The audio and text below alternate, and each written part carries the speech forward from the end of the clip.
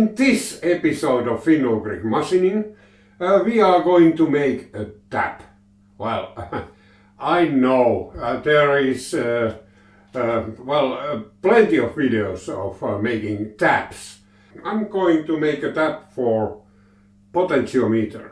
So what I'm going to use here is this DDR tool steel. So I've already faced this end, have drilled in a center there, and then I have put this everything here in a, I'm using a 4-jaw chuck, a self-centering one this time.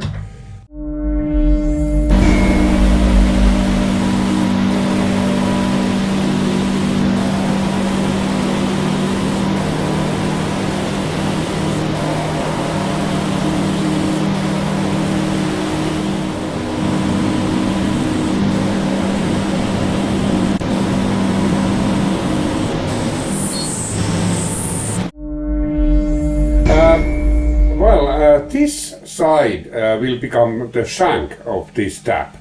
So, and I will turn this, some portion from here to 8 millimeters.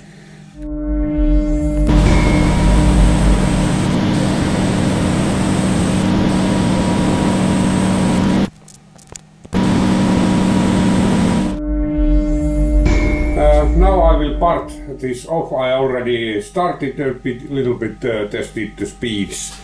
I will feed this manually and I won't cut it all the way through. I will leave something there because this is really hard tool steel. It will, it's not very nice to cut.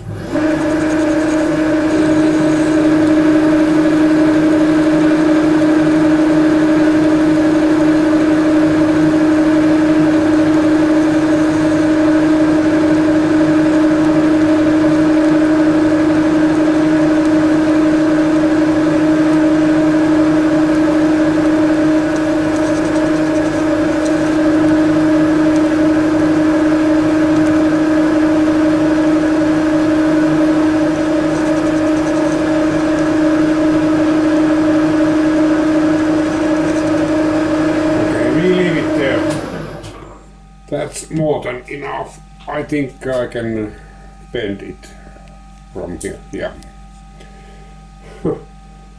Knacked quite easily. So here is our tap blank, so to say. Well, here I'm turning the 10-degree taper at the end of, at the tip of the tool, the tap.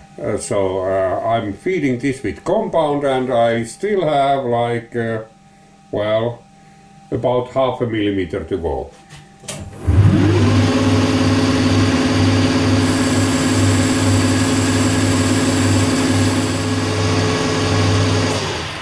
Well, there you are. Okay, this did not work.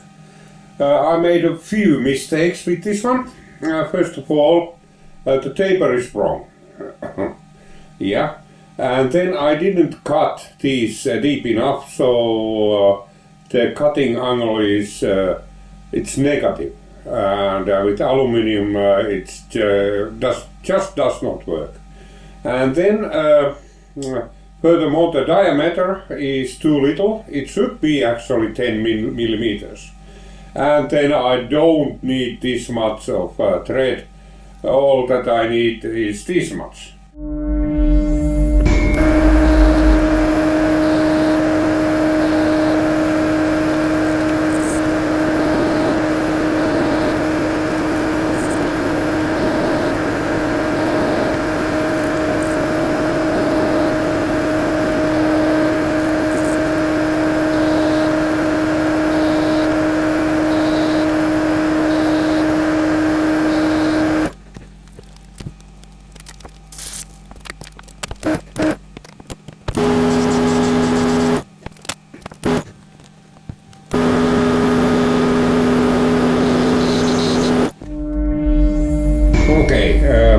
Now I'm turning taper at the start of the threading tool.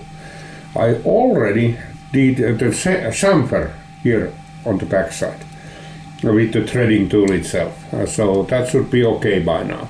But now and this time I looked into the real stuff like commercial taps, and for this pitch it looks like it is a little bit over 10 degrees. So this is what I'm doing here now.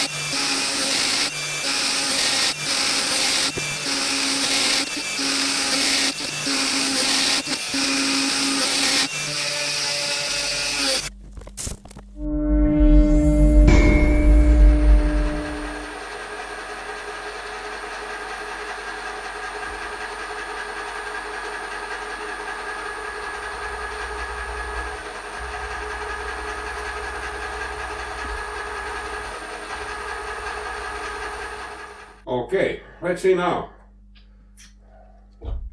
whether this works. Okay. It cuts. I can see it's cutting, and that's always a good sign. And also breaking the chips works. Okay. More cutting fluid. It is a little bit tight. Okay.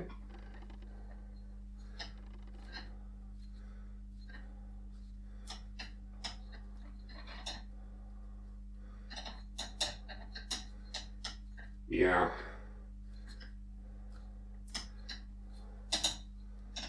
Well, 9mm hole is probably the correct one, but it's a little bit hard to get in. I don't want to.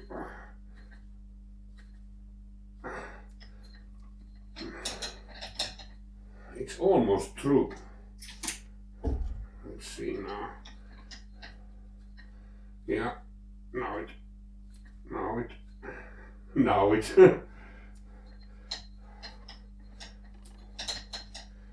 Yeah.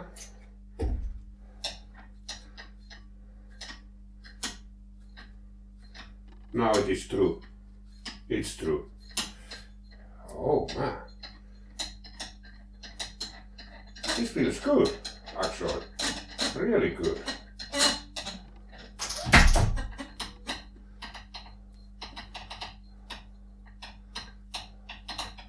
Now, of course, the final test is whether the potentiometer fits into this one.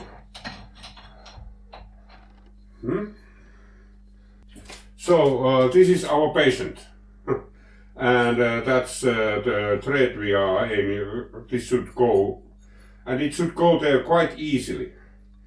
Let's see now. Man. Okay. This is perfect. Yeah. It's perfect. Really. Exactly what I need. So, yeah. Mission accomplished. So, Now we have made a tap, and this one works. It creates a suitable thread for attaching a potentiometer into this 5 millimeter aluminium plate. Nice. So in the next episode of Finnish machining, we might be using this one to attach the potentiometers, and then we have a few switches, etc. there. So now I know how to make one.